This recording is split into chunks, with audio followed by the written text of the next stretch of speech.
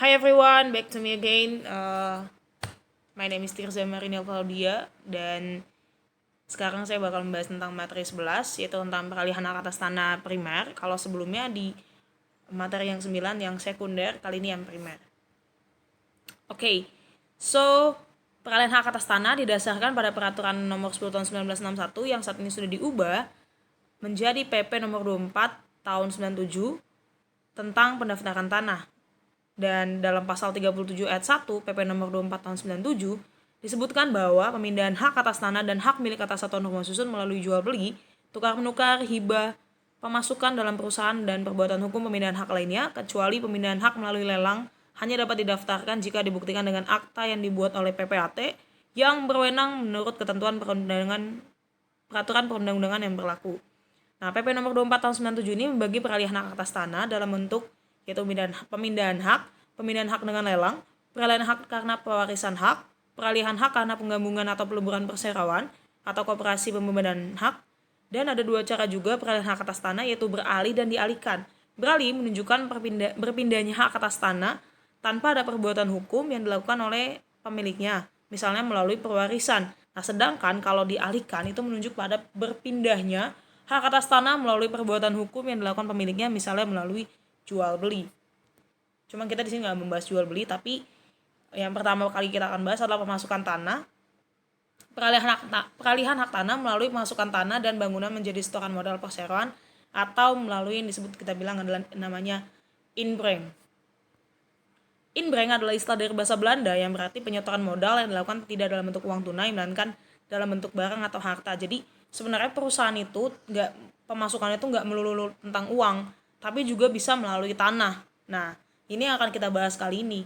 Inbreng tanah jadi setoran modal secara aturan penyerahan tanah merupakan objek PPN sehingga dianggap terjadi penjualan atas tanah yang kemudian disetor menjadi modal perseroan atau perseroan juga bisa dianggap membeli tanah dan bangunan dalam waktu bersamaan.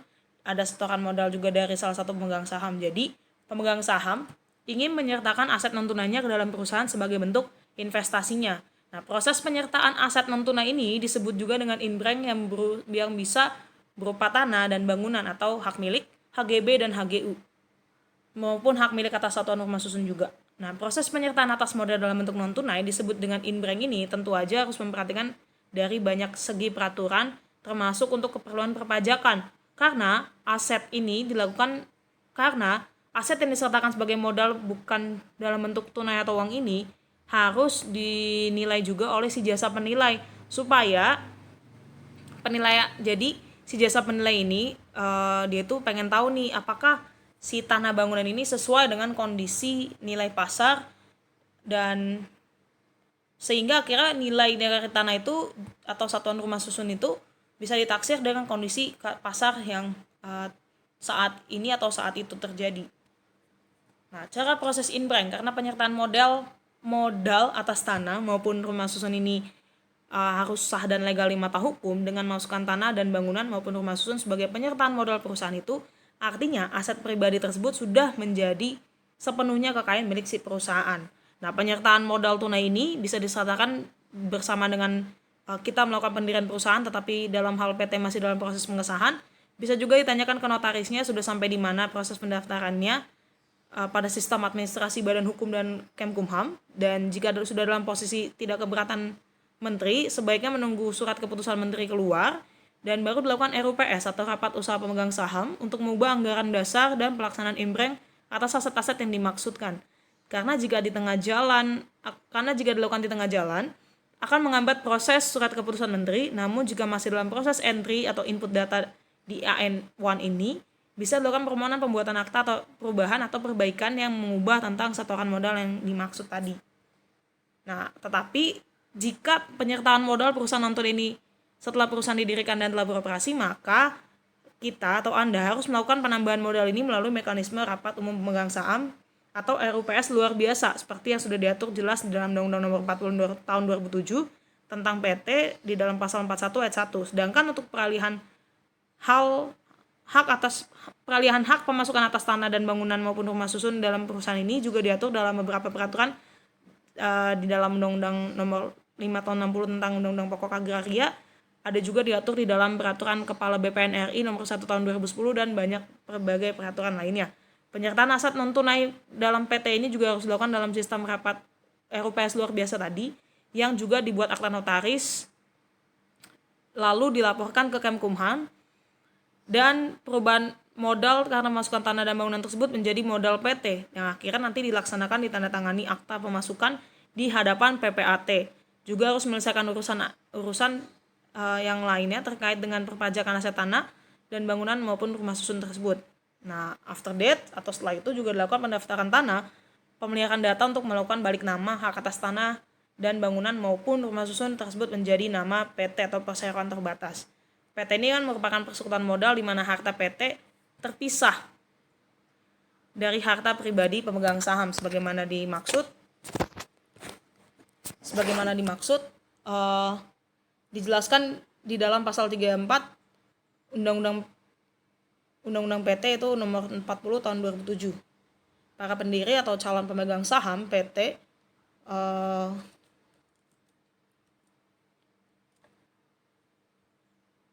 menyetorkan modalnya dalam bentuk uang tunai, aset maupun goodwill atau kecakapan nama baik. So next, ketentuan pajak dalam proses inbranch. Nah, pada dasarnya proses perpajakan ini dilakukan sama halnya dengan mekanisme jual beli seperti biasanya, sehingga bisa disimpulkan bahwa pajak penghasilan atas tanah yang disertakan sebagai modal ini di mata perpajakan ialah karena pemilik tanah akan bisa mendapatkan saham yang nilainya sama dengan nilai tanah yang ia serahkan. Nah, jadi intinya pemegang saham itu, dari inti semua ini adalah pemegang saham itu menyetorkan modal dalam bentuk aset pribadinya ke dalam harta kekayaan PT, dan hal itu dihitung dengan sejumlah saham.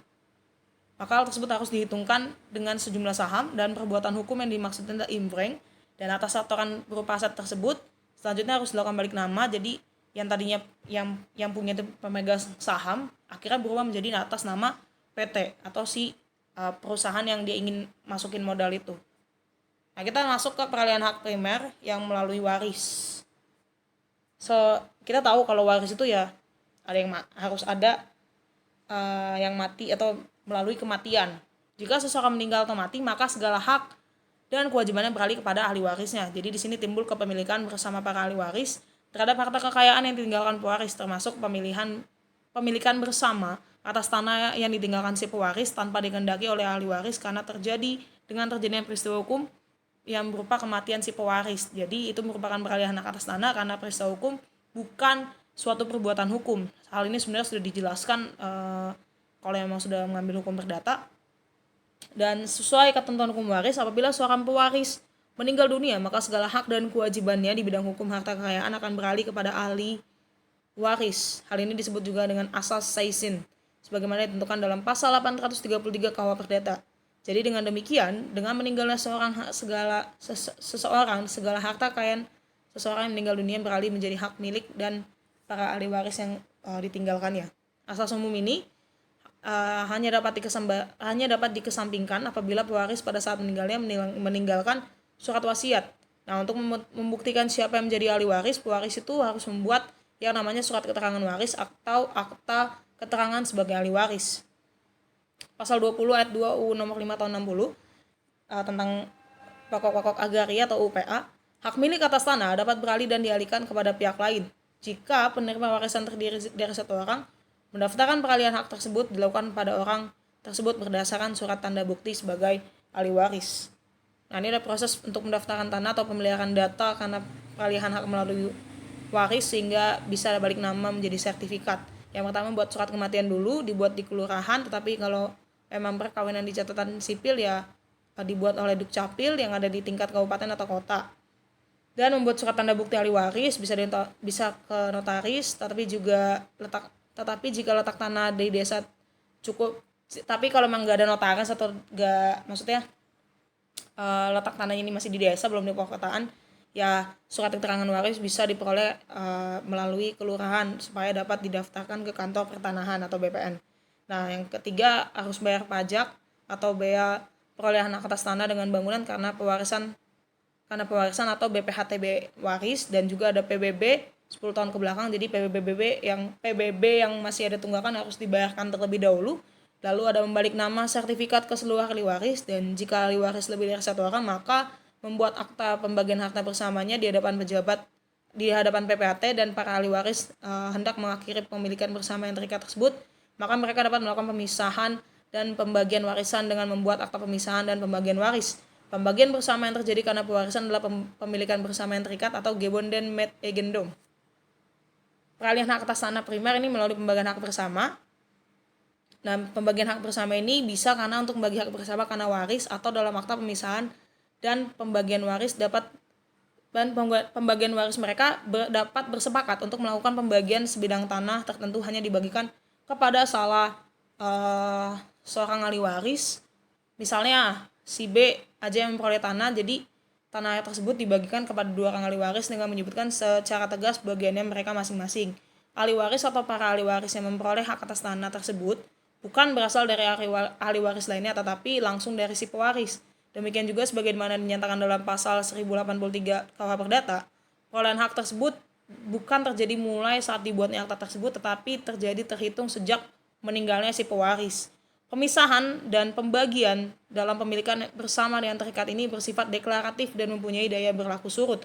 Jadi di sini perolehan hak terjadi dari pewaris kepada ahli waris yang memperoleh tanah tersebut, bukan dari para ahli waris kepada ahli waris yang memperoleh tanah tersebut. Tapi hal ini mungkin kurang dipahami banyak pejabat BPN. Jadi pejabat yang berkaitan pelaksana pembayaran BPATB dan nota pejabat BPN dan juga pejabat yang berkaitan dengan pelaksana pembayaran BPATB notaris dan PPAT.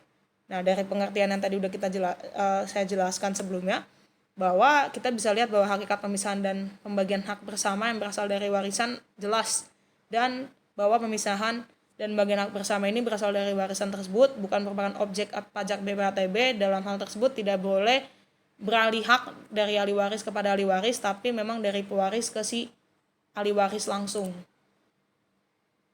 Nah, pembagian hak bersama dan pembuatan akta pembagian hak bersama.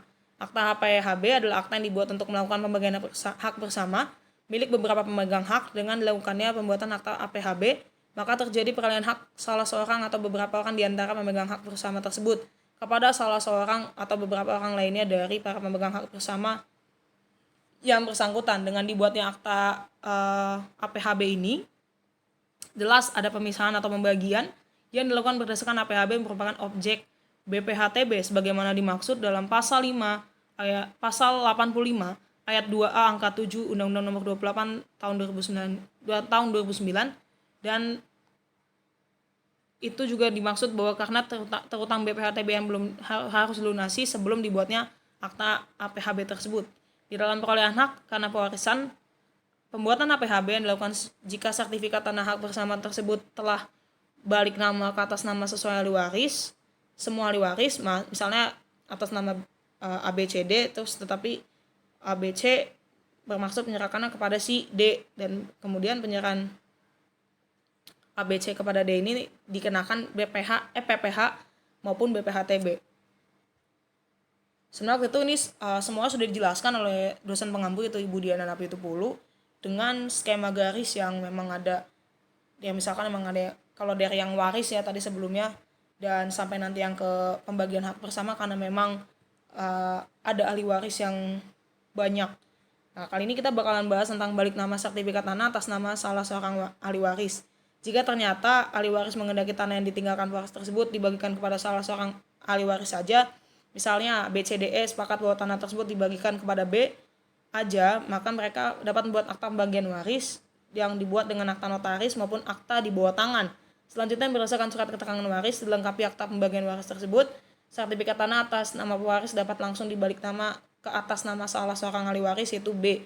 Kemungkinan tersebut dinyatakan secara tegas di dalam pasal 42 ayat 4 PP nomor 24 tahun 97 tadi yang di awal sudah kita jelaskan, dan diatur lebih lanjut lagi dalam pasal 111 ayat 5 PMNA KBPN nomor 3 tahun 1997.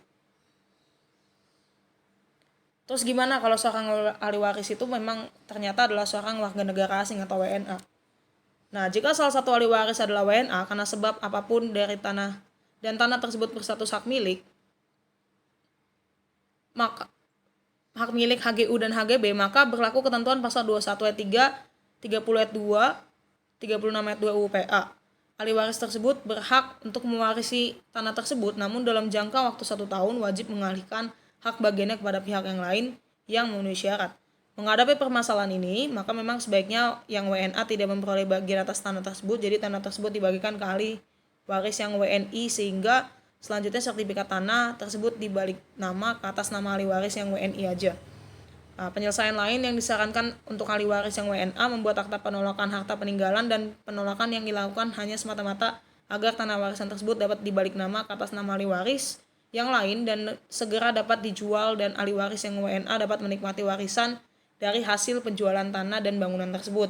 Jadi sebenarnya WNA itu sebenarnya nggak berhak, cuman kalau mau ada cara lain, yaitu dia dengan cara ya minta ahli waris yang WNI untuk jual supaya dia dapat secara ya dapat warisannya dengan uang yang dia terima karena penjualan tanah ataupun yang diwariskan tersebut. Tetapi kadang penyelesaian melalui penolakan warisan ini tidak menyelesaikan masalah, tetapi malah timbul masalah baru karena berdasarkan ketentuan pasal 1058 KUH Perdata, seseorang yang telah menolak harta peninggalan dianggap tidak pernah menjadi ahli waris, jadi ia tidak lagi berhak apapun atas harta peninggalan pewaris.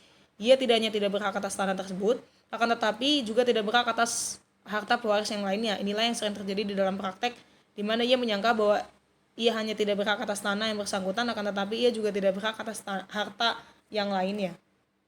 Nah, ini persyaratan peralihan hak pembagian hak bersama.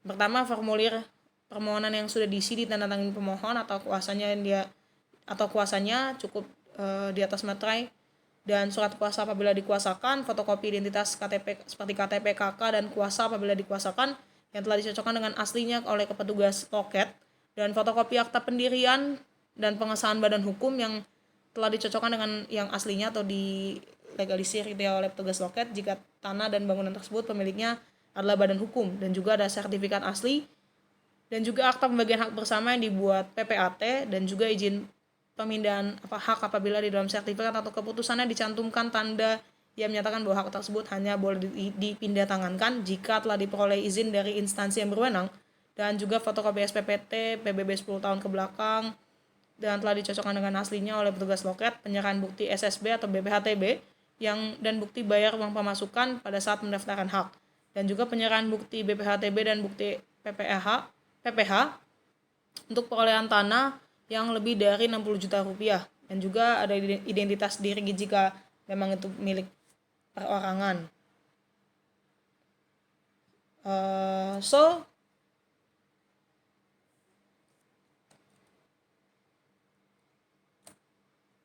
Dan tadi kan ada 11 ya. Dan yang ke-12 juga ada luas letak penggunaan tanah yang dimohon. Ke-14 ada juga pernyataan tanah yang tidak disengketa, dan juga yang ke-14 ada pernyataan tanah atau bangunan yang dikuasai secara fisik. Itu semua nih sumber referensinya dengan perluan diskusi bersama dengan juga dosen pengampu, yaitu Ibu Diana Napitupulu. Peraturan perundang-undangan ada Undang-Undang Nomor 5 Tahun 60 tentang pokok-pokok agraria, Peraturan Pemerintah Nomor 24 Tahun 97 tentang pendaftaran tanah, dan juga peraturan-peraturan yang tadi sebelumnya sudah saya bacakan disisipkan di masing-masing per slide sebelumnya. Dan mungkin itu aja. Thank you for your attention. Terima kasih, dan segala pertanyaan, kembali saya katakan, pertanyaan ataupun ingin kritik, saran, dan lain sebagainya, argumentasi, pandangan, pendapat bisa di-keep selama diskusi online. Nanti kita akan diskusikan bersama-sama dengan dosen pengampu juga dan juga para pemapar presentasi yang lainnya. Saya pamit undur diri. Terima kasih.